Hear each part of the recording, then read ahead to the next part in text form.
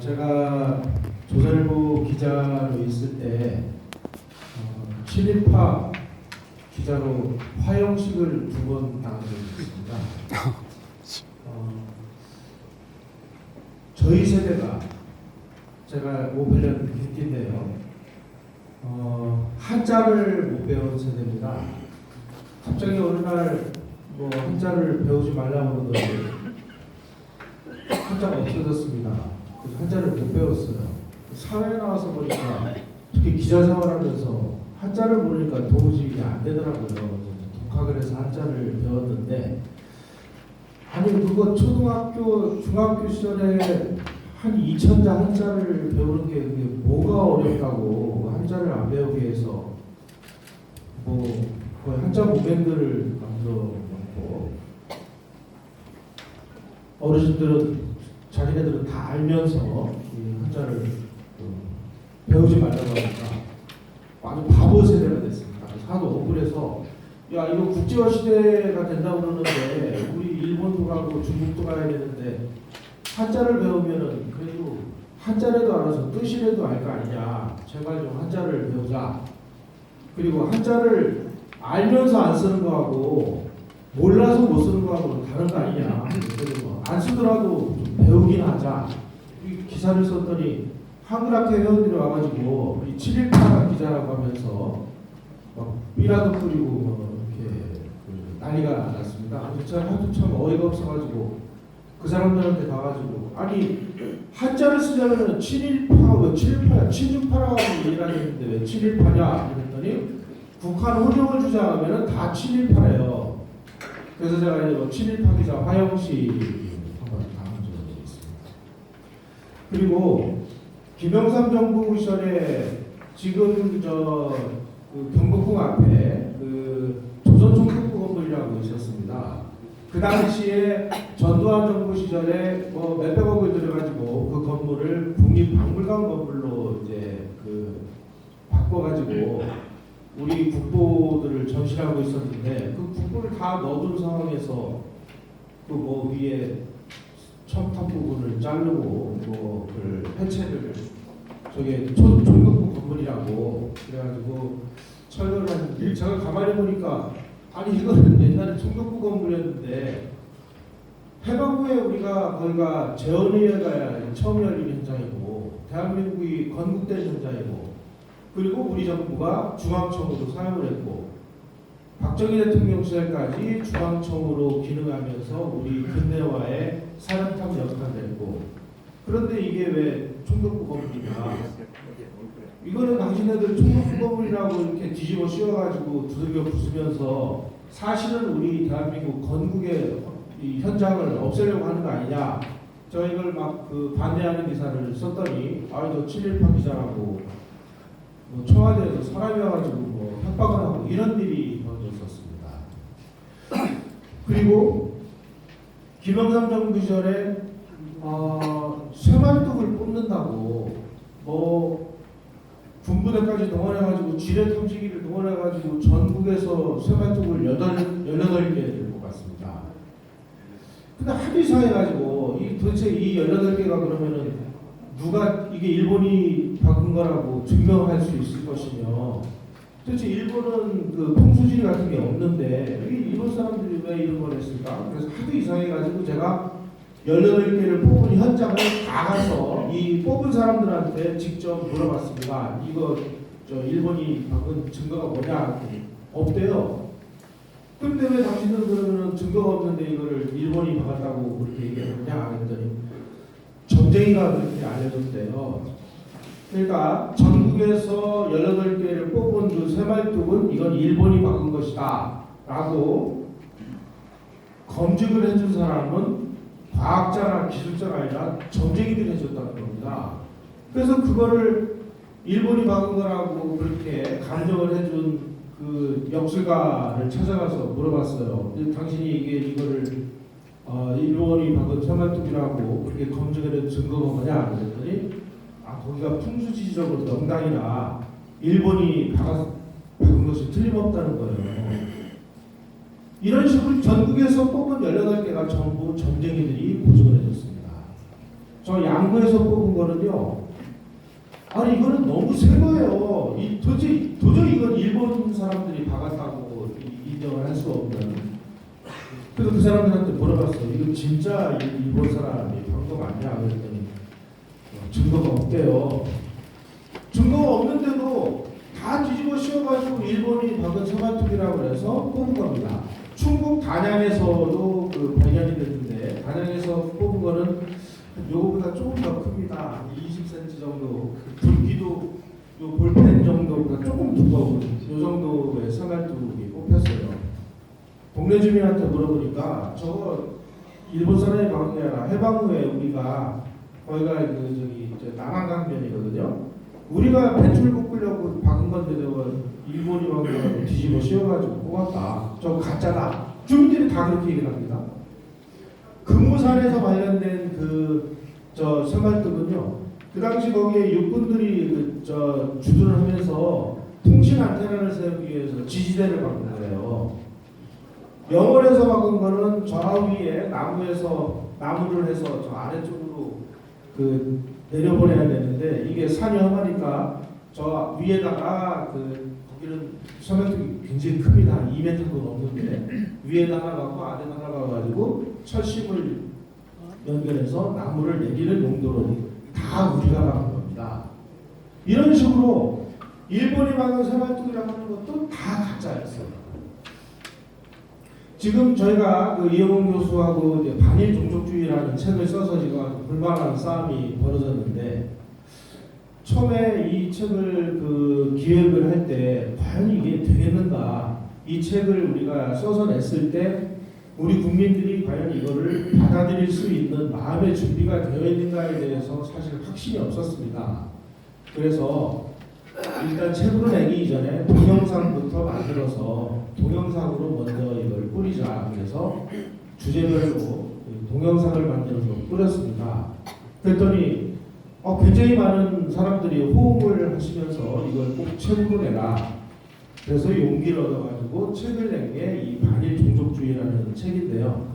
어떤 면에서 보면은 우리 국민들이 이제는 이 정도를 사실로 받아들일 수 있는 마음의 준비가 이제는 어느 정도 돼 있는 거 아닌가 하는 생각이 듭니다.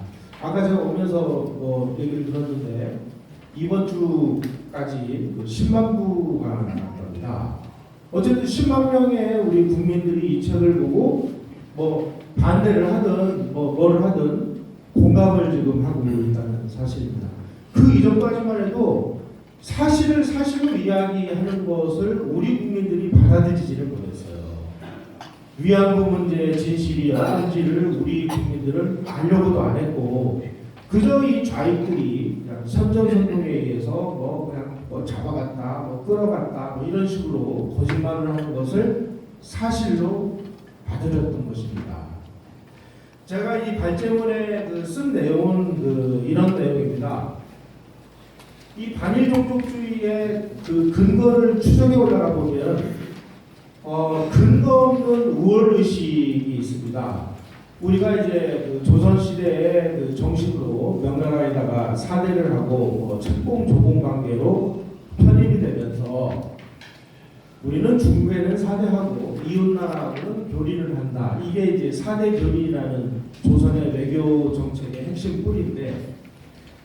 사대를 하는 거는 중국에다가 이제 조공도 바치고 왕이 이제 새로 바뀌면 그래서 이제 책봉도 받고 하는 이런 시스템이니까 아무래도 우리가 갑과 을의 관계라면 우리는 을의 관계였습니다.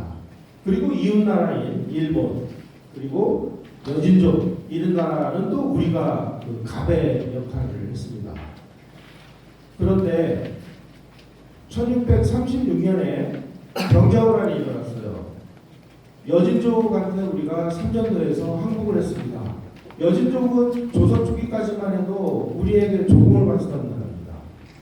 그러니까 이 조선의 지도부는 자기네들이 그렇게 오랑캐라고 하대하던 이 여진족에게 항복을 하고 이 항복한 사실을 어떻게든지 정서적인 위안을 찾기 위해서 이상한 쪽으로 방향을 틀었습니다. 죽어서 망해서 없어진 명나라를 다시 끄집어내가지고 명나라 황제들에게 제사를 지내는 재단을 궁궐 표원에다가 짓고 오랑캐 청나라는 쟤네들이 무력을 앞세워가지고 우리를 강점했으니까 우리가 뭐 겉으로는 머리를 숙인다마는 쟤네들은 무슨 무력이나 강하지 문명은 우리가 더 우월하다 하는 아주 근거 없는 의혹식에 빠져가지고 망이 없어진 명나라를 섬기고 청나라는 인정도 안 하고 이런 상황을 200년 이상을 진행을 했습니다. 그래가지고 조선 왕들이 이미 망해서 없어진 명나라의 황제들에게 밤에 몰래 가가지고 왜냐면 청나라의 간첩들한테 들키면 큰일 나니까 밤에 몰래 가가지고 도둑제사를 200년 이상 진행했습니다. 그러면서 야 우리가 힘이 약해가지고 무력이 약해서 청나라 너희들한테 머리를 숙이지만 우리는 너희들보다 분명적으로 우월하다 하는 그야말로 이상한 우월의식. 이게 1894년에 일본이 청일전쟁을 위해서 서울을 점령할 때까지 200년 이상을 계속해왔습니다. 그런데 어느 날 이 일본이 청일전쟁을 일으켜가지고 이 청나라를 때려눕히고 일본이 그 자리를 차지하면서 보니까 일본이 이제 조선을 통치하려고 나서니까 우리 이 조선의 지도부들은 이 적대적인 타자를 청나라에서 일본으로 돌려놓은 것이 오늘날 이 반일 감정의 뿌리입니다. 아니 일본은 우리가 삼국시대에 말이야 무슨 한자도 전해주고 불교도 전해주고 유교도 전해줬는데 저들은 우리보다 아주 국수가 낮은 무슨 쪽발이들이야. 근데 쪽발이들이 말이야 자기네들이 힘이 강해서 우리를 강점하고 그랬을지는 몰라도 분명적으로 우리는 우월하다 하는 그 우월의식이 지금도 머릿속에 아주 강하게 들어박혀가지고 청나라에다가 아주 적대를 하던 그 적대적 타자를 일본으로 바꿔놨습니다. 그래서 반일 감정이 형성되고 그리고 자기네들 정부로는 중국에다가 사대하는 마음으로 시진핑가 뭐라고 한마디 하면 찍소리도 못하는 이런 구조가 지금 현재 만들어져 있습니다. 그리고 이런 것들을 계속 부추긴 것은 좌파들입니다. 좌파들 중에서도 가장 고약한 좌파는 누구냐? 이 신채호라는 사람이요. 아주 극단적인 일본에 대한 투쟁 의식을 부추기는데 아주 앞장선 사람이 신채호라는 사람입니다. 이 신채호라는 사람은 김원봉이가 조직을 했다고 하는 의열단 선언이라는 것을 신채호라는 사람이 썼습니다. 그 신채호가 쓴 의열단 선언에는 뭐라고 되어 있느냐? 강도 일본과 타협하려는 자, 강도 정치하에서 기생하려는 주의를 가진 자는 다 우리의 적이다. 그래서 이놈들도 다 암살해야 된다. 그래서 이승만 대통령이 상계 임시정부 대통령을 지내고 있을 때 이승만 대통령이 외교 독립운동을 주장했다고 해서 의열단이 이승만 대통령을 암살하기 위해서 상해에서 움직였던 이런 기록들도 나와 있습니다. 이 신채호와 의열단 이 사람들은 일본하고 우리가 무슨 싸워서 이길 수 있다라고 하는 무슨 근거도 없어요. 1945년 2월 무렵에 일본군이 그 당시에 미국하고 전쟁을 하고 중국하고 전쟁을 하느라고 군대를 아주 급행창해가지고 그때 일본이 총 군대 수가 720만 명이었습니다. 바로 그 무렵에 1945년 2월 무렵에 우리의 독립운동을 주도했던 광복군은 총 몇 명이었느냐? 682명이었습니다. 그리고 우리 문재인 대통령이 우리 국군의 모태라고 그렇게 아주 열심히 뻥튀기를 한 김원봉이가 만든 조선의용대에는 전체 총 인원이 300명이었습니다. 300명 그리고 광복군 600명 합치면 1000명도 안 되는데 이 1000명도 안 되는 우리의 군대를 가지고 720만 대를 가진 일본하고 어떻게 싸워서 이겼다는 거예요? 이건 다 자살하자는 거나 마찬가지인데 이런 주장들이 어떠한 논리적인 이런 뭐 검토도 없이 이런 식으로 일본을 앙탈하고 일본 총독을 죽여야 되고 일본 장관들 한 사람들 뭐 이런 사람들을 잡아 죽여야 된다고 이렇게 주장하는 이 실체어류의 사관, 실체어류는 자기의 사관을 아와 비아의 투쟁이다 이렇게 규정을 했습니다. 그러니까 투쟁을 안 하는 사람들은 전부 제거 대상이에요. 그래서 이승만도 제거하려고.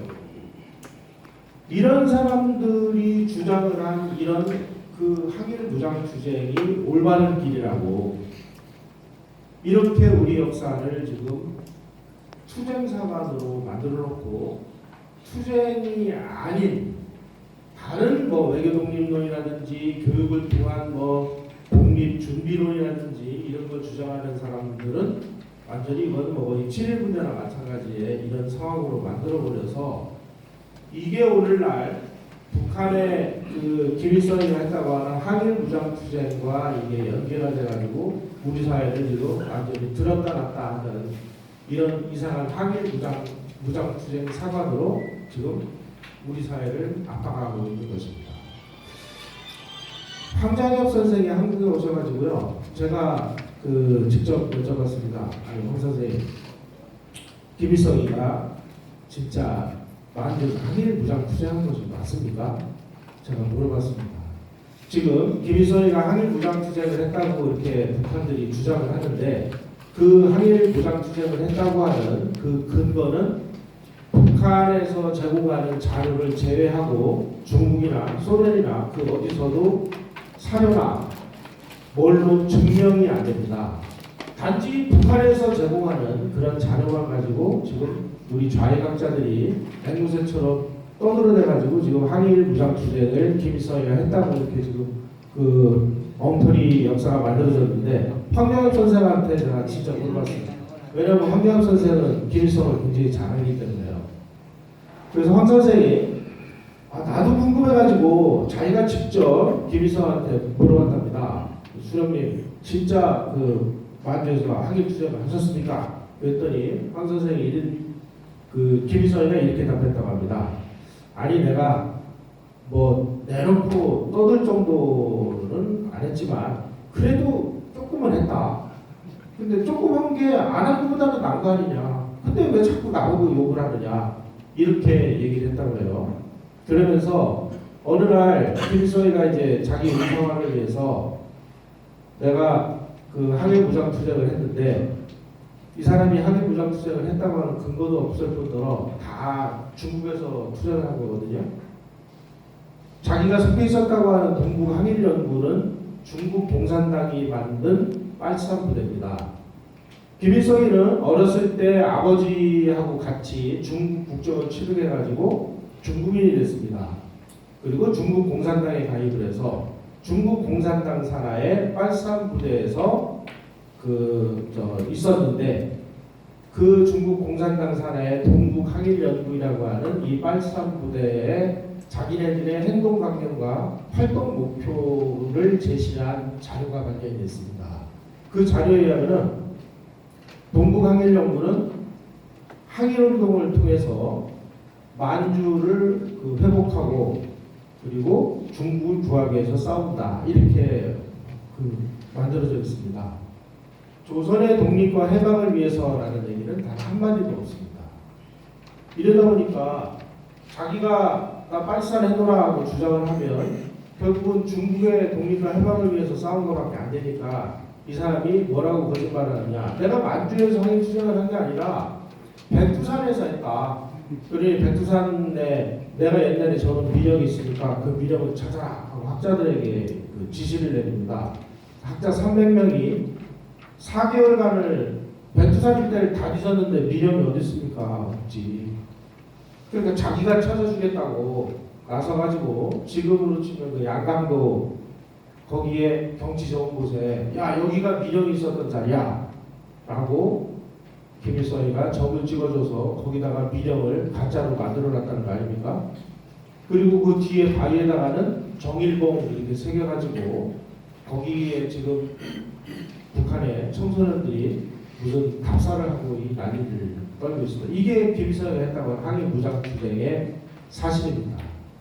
이런 가짜 항일 투쟁하고 신체오류의 이런 무슨 뭐 아와비아의 투쟁이 이런 그 황당무계한 이런 투쟁론이 막 그 섞여가지고 마치 자기네들은 일본과 싸운 항일 무장 투쟁 세력이 세운 정의로운 나라 이렇게 자리매김을 하고 대한민국은 외세 밀부터 가지고 분단을 시켜가지고 이번에는 미국의 힘을 빌어서 미국의 그 식민지가 된 나라.